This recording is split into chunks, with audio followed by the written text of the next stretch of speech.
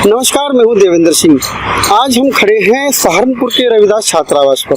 हमारे साथ हैं स्वामी सुधराचार्य जी महाराज, जो दलित समाज, बहुजन समाज के लिए काम कर रहे हैं, आध्यात्मिक जगत में काम कर रहे हैं, सामाजिक जगत के लिए काम कर रहे हैं। और इनका एक प्रयोजन है, एक ये प्रोग्राम लेके चले हैं। आप हमारे पीछे देख रहे होंगे रथ यात्रा। ये रथ यात्रा की शुरुआत कर रहे हैं, और रथ यात्रा की शुरुआत क्यों कर रहे हैं ये आज हम इनसे जानेंगे, और इसकी आवश्यकता क्यों पड़ी। महाराज जी स्वामी सुधराचार्य से पहले प्रशासन में इंस्पेक्टर हुआ करते थे। प्रशासन में इंस्पेक्टर होने के बाद क्या इनके मन में आया, क्या इनके मन में विचार आए कि इनको स्वामी सुधराचार्य बनना पड़ा। स्वामी सुधराचार्य बनने की आवश्यकता पड़ी, क्यों पड़ी? सुधराचार्य बनने की इनको आवश्यकता पड़ी क्योंकि आज समाज में सब दास बने बैठे हैं। कोई समनदास जी के नाम का कंपनी चला रहा है, कोई निरंकारी मिशन की कंपनी चला रहा है, कोई राधा स्वामी की मिशन की कंपनी चला रहा है। लेकिन एक बहुजन समाज के बहुजन नायक स्वामी सुधराचार्य बने हैं इंस्पेक्टर होने के बाद। क्यों बने हैं ये आज हम इनसे पूछेंगे। जी महाराज जी, स्वागत है आपका। तथागत भारत लाइव पर आपका स्वागत है। बहुत बहुत धन्यवाद देवेंद्र जी।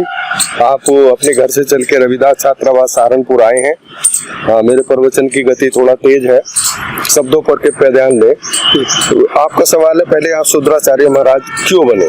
मैं इंस्पेक्टर रहा हूँ, SHO सेकंड अफसर रहा हूँ कई जिलों में, और मैंने बहुत देखा है कि हमारे समाज में जो पतन की तरफ जा रहा है, जो हमारे बहुजन है, जो शूद्र समाज है, वो जितना कमा रहा है भट्टे में, पावर में, क्रेशर में, कोयलू में, राजमिस्त्री, वो अधिकतर की शराब भी पी जा रहा है। और शराब से जो बचता है तो इस देश के जो तांत्रिक है, जो पाखंडी है, जो महाराज है, वो उनसे पैसे वसूल लेते हैं। कामर के नाम पे, यात्राओं के नाम पे, जागरण के नाम पे, पूजा के नाम पे, शनिदेव के नाम पे, शुक्र के नाम पे, शनि के नाम पे, वो उनको वसूल लेते हैं पैसा। हमारा मकसद हमारे समाज में जो कुरीतियां हैं वो दूर हो, जो दहेज प्रथा है और मृत्यु भोज है और आपस में जो लड़ाई झगड़े हैं, हम उनको आध्यात्मिक दृष्टि की तरफ ले जाके आध्यात्मिक ज्ञान देके हम उनको एक सच्चे मार्ग पे, अच्छे मार्ग पे लाना चाह रहे हैं, जिससे वो लड़ाई झगड़ा ना करें। हम इंस्पेक्टर रहे हैं, चूंकि हमने देखा जितने भी गरीब बहुजन है, जितने भी गरीब शूद्र हैं, उनके सारे मुकदमे कोर्ट कचहरी में चल रहे हैं। सारे से आधे से ज्यादा पैसा वकील, जज, पेशकार और पुलिस ले लेती है, उसको बचाना है। एक सवाल है जो बनता है, और ये सवाल सभी के मन में हो सकता है। आप इंस्पेक्टर थे पहले, आप स्वामी सुधराचार्य जी महाराज बने हैं, आपने एक धाम भी बनाया हुआ है। कहाँ धाम बनाया हुआ है आपने? ये बहुजन धाम के नाम से बनाया। देखिएगा, धाम तो हजारों लाखों हैं इनके। महामंडलेश्वर शंकराचार्य भी बहुत है, लेकिन शूद्रों में एक भी शंकराचार्य अभी नहीं है। अगर कोई होगा भी उसका तो उसके नाम का न पता चला हो, चूंकि मैंने खुद स्वामी सुधराचार्य महाराज लिखा है, तो लोगों को पता भी रहेगा कि शुद्ध वर्ण के संत है और शुद्ध वर्ण के लिए काम करेंगे। काम तो हम सभी गरीबों के लिए करेंगे। हरिद्वार में राबली महदूद है, तक्षशिला स्कूल के पास वहाँ है, लेकिन पूरे भारत में जहाँ रविदास जी के मंदिर है, जहाँ सब की मूर्ति है, जहाँ कबीर मंदिर है, जो ज्योतिबा फुले के पार्क है, जहाँ भी SC ST OBC के जो धार्मिक स्थल मिलेंगे, उनको हम उन पे जाके ये कार्यक्रम सामाजिक सुधार के करेंगे। स्वामी जी, एक सवाल और भी बनता है कि यहाँ तो बहुत सारे मिशन चले हुए हैं। निरंकारी मिशन है, राधा स्वामी मिशन है, समनदास जी महाराज का मिशन है, बल्ला वाले हैं, जो समाज को सुधारने का प्रयास कर रहे हैं, समाज को सुधारने की बात कर रहे हैं। तो आपको क्यों आवश्यकता पड़ी इस समाज में सुधराचार्य बनने की? देखिए, बहुत बहुत धन्यवाद। जो समाज के लिए काम कर रहे हैं, समाज को सुधार रहे हैं, रविदास जी के, बाबा साहब के, ज्योतिबा फुले के मार्ग पे चल रहे हैं, और कबीर और रविदास के मार्ग पे चल रहे हैं, बहुत बहुत साधुवाद है। उनको समाज का काम कर रहे हैं, लेकिन जिस स्तर पर उन्होंने गांव गांव जाके भ्रमण करना चाहिए था, वो पहले से निराश है कि लोग नहीं बदलेंगे। हम कह रहे हैं लोग बदलेंगे। मान्यवर काशीराम जी साइकिल चला के पूरे भारत का भ्रमण किए। हमारा मकसद है कि हम इस रथ यात्रा के जरिए गांव गांव जाएं और गरीब लोगों को आध्यात्मिक मार्ग से जोड़ के उनका जो शोषण धार्मिक लोग कर रहे हैं, शंकराचार्य कर रहे हैं, पंडित कर रहे हैं, पुजारी कर रहे हैं, वो न करें। ये जो आपने रथ यात्रा निकाली है, इसकी शुरुआत कब कर रही है? ये हमको 26 नवंबर संविधान दिवस पे करनी थी, क्योंकि हमारे प्रधान जी लखनऊ के राजेश जी, वो भी व्यस्त रहे, हम भी व्यस्त रहे। अभी फ्लेक्सी नहीं लग पाई, गाड़ी तैयार होने में टाइम लगा। 26 नवंबर को हमें इसकी तैयारी करनी थी, निकलना था, लेकिन अब शायद थोड़ा लेट हो जाएंगे और जल्दी हम इसको रविदास छात्रावास से शुरुआत करेंगे। कहाँ जाने का इसका प्रोग्राम रहेगा? देखिए पत्रकार बंधु, पूरा भारत अर्थ हमारा है। हमारा मकसद है कि पहले जब हम यहाँ से जाएं, रुड़की की तरफ, हरिद्वार की तरफ जाएं, तो पहले हम यहाँ पर जो कुम्हारहेड़ा है, गांगलहेड़ी है, आगे जो गांव पड़ते हैं, हम गांव स्टे करते रहें, अपना खाएं, अपना बनाएं, अपना सब सामान हो और लोगों को अच्छे मार्ग पर चलने के लिए प्रेरित करते रहें। अगर हमें मुजफ्फरनगर की दिशा में जाना तो हम लाखनौर होते हुए आगे जहाँ जहाँ गाँव पड़ेंगे, जहाँ जहाँ लोग आएंगे हमारे समाज के, बहुजन समाज के, शूद्र समाज के, चाहे वो किसी भी गरीब जाति के लोग हों, हम उनका हृदय परिवर्तन करने का प्रयास करेंगे। उत्तर प्रदेश कवर करेंगे या पूरा भारत कवर करेंगे? अभी तो हमारा लक्ष्य केवल उत्तराखंड और यूपी पर है। बाकी जैसे हमारे संसाधन बढ़ेंगे, हम लोगों से अनुरोध करेंगे कि वो जहां हम जाएं, अगर वो सुनना नहीं चाहते तो हम अपने माध्यम से उनको फ्लेक्सी दिखाएंगे, फिल्म दिखाएंगे, स्लोगन दिखाएंगे। अगर वो संगीत के माध्यम से सुनना चाहें तो हम संगीत के माध्यम से भी उनका हृदय परिवर्तन करेंगे। महाराज जी, एक बात मैं और आपसे पूछूंगा कि जहां समाज में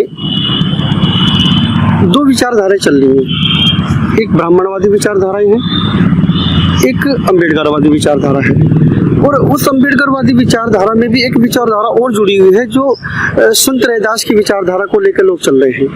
तो कहीं ना कहीं आपको नहीं लगता कि जो अम्बेडकर की विचारधारा है और जो संत रविदास जी की विचारधारा है उसमें कहीं ना कहीं कॉन्ट्रडिक्शन है, विरोधाभास है? विरोधाभास किस लिए है कि अम्बेडकर जी ने कहा था कि जिस दिन ये भीड़ देवालयों की जगह विद्यालयों की तरफ जाएगी उसी दिन हमारे समाज का उत्थान शुरू होगा। तो आपको नहीं लगता कि जो हमारा समाज है वो अभी भी बहुत सारे मिशन में लगे पड़े हैं, चाहे वो राधा स्वामी का मिशन हो, वहाँ भी आपको सारे बहुजन समाज के लोग दिखाई देंगे, समनदास जी का मिशन है, वहाँ भी आपको बहुत सारे मिशन के बहुजन के लोग मिलेंगे, निरंकारी मिशन है, वहाँ भी आपको बहुजन के लोग मिलेंगे, एक ईसाई मिशनरी का जो प्रोग्राम चल रहा है, ईसाइयों का जो प्रोग्राम चल रहा है, वहाँ भी आपको बहुत सारे बहुजन ही लोग मिलेंगे। तो ऐसा क्या है हमारे समाज में, बहुजन समाज में, कि जो हमारा जो बहुजन समाज है ये इतना बटा हुआ है और आज तक भी ये इसका कोई अस्थाई स्थान नहीं है? देखिए, पहला सवाल आपका जहाँ था पत्रकार बंधु, ब्राह्मणवाद और अम्बेडकरवाद पर था। तो ब्राह्मणवाद और अम्बेडकरवाद एक साथ नहीं टिक सकता, क्योंकि हमारे जो अम्बेडकरवाद के लोग हैं, फॉलोअर हैं, वो बाबा साहब की विचारधाराओं को, बाबा साहब के संविधान का लाभ तो ले रहे हैं। आरक्षण पाके नौकरियों का, पद पोस्ट के, जो IPS, IAS, DM, SP, master, दरोगा, लेखपाल अधिकारी, कर्मचारी बने, वो बाबा साहब से बने, लेकिन वो भी आधे से ज्यादा ब्राह्मणवाद में फंसे हैं। तो ब्राह्मणवाद से बाबा साहब के बात का कोई तुलनात्मक अध्ययन नहीं हो सकता, लेकिन ब्राह्मणवाद से लाखों गुना अच्छा अम्बेडकरवाद है, क्योंकि वहाँ ना अंधविश्वास है, ना पाखंडवाद है, ना वहाँ छुआछूत है, ना ऊंच नीच है, वहाँ सारे लोग एक समान है।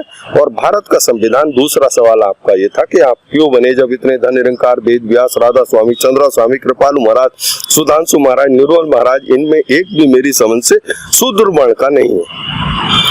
मैं शूद्र वर्ण से आ रहा हूँ और शूद्र वर्ण के नाते मुझे आया कि यार जब सारे लोग इस तरह का काम कर रहे हैं और वो अंधविश्वास में फंसा रहे हैं, भैया सारे त्योहार कर।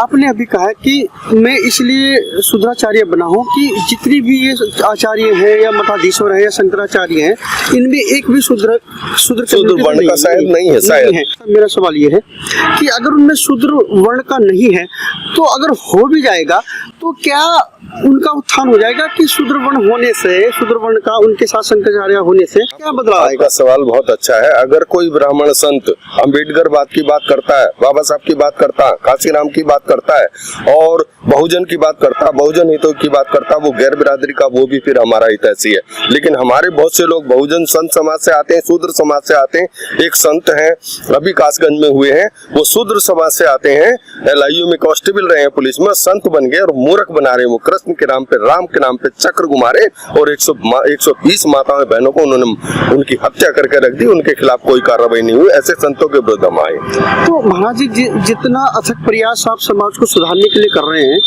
तो मेरा सवाल ये है कि आपके सामने बहुत बड़ी चुनौती है। चुनौती क्या है कि जो हमारा समाज आज मनोरंजन, अभी किसी भी आप सत्संग में जाएंगे, किसी भी मठ पर जाएंगे, वहाँ उसका जो मनोरंजन, जो संगीत में भजनों से होता है उसी में वो मग्न रहता है, वो विचार की तरफ उसका ध्यान ही नहीं जाता। तो मैं ये कहना चाह रहा हूँ कि जहाँ उसको विचार और संगीत की आदत पड़ चुकी है बहुजन समाज के लोगों को, आध्यात्मिक में उसको भजनों की आवश्यकता है, वो भजन ही ढूंढता है। अगर आप देखेंगे कि टीवी मोबाइल पर भी अगर वो सर्च कर रहा है तो केवल सुबह के टाइम भजन सर्च करेगा कि रविदास जी के भजन या किसी भी चीज़ के भजन या फिर किसी भी निरंकारी मिशन के भजन, किसी भी चीज़ के वो भजन सर्च करता है, ना कि वो विचार सर्च करता। तो ये आपके सामने बहुत बड़ी चुनौती नहीं है कि आप उन लोगों को जो है ये बताएं कि विचार महत्वपूर्ण है, ना कि ये संगीत महत्वपूर्ण है। मैं यहाँ आपसे कहना चाहूंगा देवेंद्र जी, पत्रकार बंधु, के आज तक का इतिहास रहा है सतयुग द्वापर त्रेता कलयुग का, कि जो भी राजेश जी जिन्होंने गाने के बाद जो गाना बजाने वाले हैं, डमरू वाले हैं, ढोलक वाले हैं और हारमोनियम वाले हैं, उन्होंने देश का परिवर्तन नहीं किया, ना एक क्रांति लाई। जो वैचारिक क्रांति आती वो प्रवचन से ही आती है और गाने से नहीं आती कभी। तो गाने का मकसद जो होगा, हम गाने से लोगों को नहीं बदल पाएंगे, ना सुधर पाएंगे। जो जिसको सुधरना चाहे वो सुधरे, जो नहीं सुधरना चाहे न सुधरे। हम अपना प्रयास करेंगे, हम अपना काम करेंगे। तो चुनौती है आपके सामने? ये चुनौतियां बहुत कुछ है, चुनौतियां तो तमाम हर लोगों के सामने आती। हमारे बाबा साहब के सामने आई, काशीराम साहब के सामने आई, हमारे सामने भी आई। हमने बहुत परिस्थितियां का ऐसी झेली है, चूंकि सब इंस्पेक्टर रहे हैं और गरीबी में पढ़ के यहाँ तक पहुंचे और चुनौतियों का सामना करेंगे। और चुनौतियों का सामना जो होगा हम बिल्कुल कानून से, संविधान से करेंगे। संविधान कह रहा है, संविधान का आर्टिकल 12 से 37 बाबा साहब कह रहे हैं कि आप कुछ भी बन सकते हैं, कुछ भी कर सकते हैं, अंधविश्वास पाखंडवाद पर प्रहार कर सकते हैं। लोगों को भारत की संविधान की प्रस्तावना कह रही है कि हम भारत के लोगों का जीवन स्तर, सामाजिक, आर्थिक, शैक्षिक, इसको बदलाव लाने का प्रयास करेंगे। आप प्रशासनिक अधिकारी रहे, आपने आध्यात्मिक का ही रास्ता क्यों चुना, जबकि आपके पास जो है अम्बेडकर राइट या बुद्धिज्म का भी रास्ता था? ये आध्यात्मिक जो रास्ता है, आप जो चोला देख रहे हैं, ये अंधविश्वास फैलाने का नहीं है।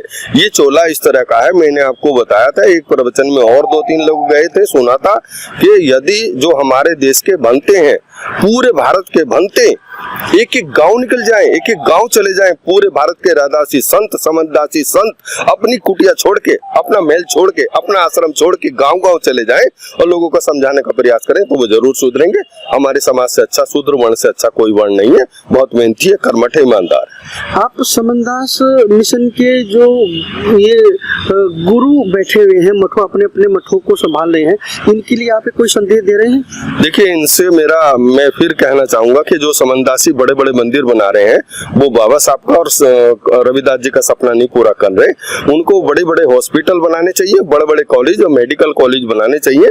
भक्ति में जोड़ने से, मैं पूजा पाठ, रोज आरती, रोज मंत्रों का जाप करता रहूं, उससे कुछ नहीं मिलने वाला। अगर मैं पढ़ूंगा, लिखूंगा, MSc, BSc, PhD होऊंगा, जज बनूंगा, अधिकारी कर्मचारी बनूंगा, तब लोगों का कल्याण परख कर पाऊंगा। समनदास मिशन के जो लोग हैं, उनको ये क्यों नहीं बताया उन्होंने कि अगर हम भक्ति कर रहे हैं तो हमें इस भक्ति की जरूरत क्यों पड़ रही है, भक्ति की ही जरूरत क्यों पड़ रही है, हम शिक्षा की जरूरत हमें क्यों? देखिए, हम आपसे बताएं कि गुरु समनदास जी की जहां हम हर व्यक्ति में अच्छाई होती है, गुरु समनदास जी को हम इसलिए सम्मान करते हैं। रविदास जी के बाद अगर अपने समाज में शुद्ध वर्ण में कोई संत आए हैं तो वो समनदास जी आए हैं, और उन्होंने हजारों घरों के बहुजनों से, शूद्रों के घर से शराब और मुर्गा निकाल दिया है और तमाम कुरीतियां भी निकाल दी थी। लेकिन उनके ना रहने के बाद उनके शिष्य क्या करेंगे, उन्होंने सोचा भी नहीं होगा। अब उनके शिष्य का उत्तरदायित्व बनता कि हम गुरु के नाम के अपने किस तरफ ले जा रहे हैं। तो मुझे ऐसा लगता है कि समनदास जी महाराज से भी चूक हुई है, वो हमारे पूज्य हैं, बहुजन समाज के पूज्य हैं,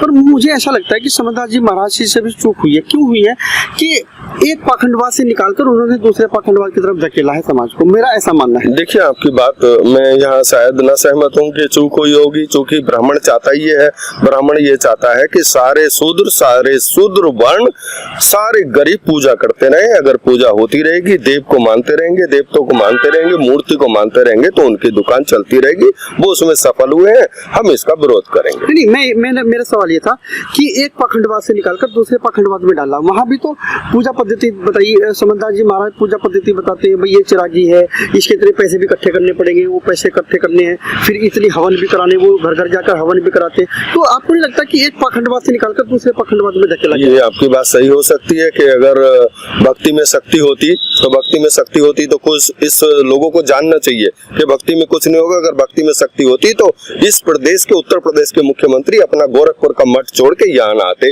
सारे MLA MP न बनते, सारे मठ, चूंकि संविधान में ताकत है और संसद में ताकत है, विधानसभा में ताकत है, किसी भी मठ में, किसी भी मंदिर में कोई ताकत नहीं है, चूंकि वहाँ खुद भगवान, खुद जो बैठा है मूर्ति, वो अपनी मुकुट, धनुष, हार, गदा की रक्षा नहीं करती, वो इनके क्या करेंगे जो भक्ति कर रहे हैं। एक बस आखिरी एक और सवाल, समाज के लिए एक संदेश क्या? समाज के लिए संदेश है कि समाज एकजुट होकर अंधविश्वास, पाखंडवाद और जो कुरीतियां हैं उनको दूर करे। समाज में जो शराब का प्रचलन है वो उसको त्यागे और जितनी आमदनी है आमदनी का आधा खर्च करे, आधा अपने बच्चों के भविष्य के लिए, मकान के लिए, दुकान और व्यापार करे। क्योंकि सारे लोग जो आगे बढ़े हैं वो व्यापार से बढ़े हैं और ज्यादा पाखंड अंधविश्वास में ना पड़े, पूजा भक्ति में ना पड़े, बस केवल जो उसे करना वो अपना कर्म उचित ढंग से करता रहे, ये संवैधानिक मार्ग पर चल के वो अपनी बचत करता रहे। हमारे बीच में सामाजिक कार्यकर्ता, समाज के लिए दिन रात मेहनत करने वाले भाई राजेश जी भी हैं और इनसे भी यही मैं पूछना चाह रहा हूँ, ये एक सवाल इनसे भी बनता है कि ये समाज को किस तरह देखते हैं और समाज को क्या संदेश देना चाह रहे हैं।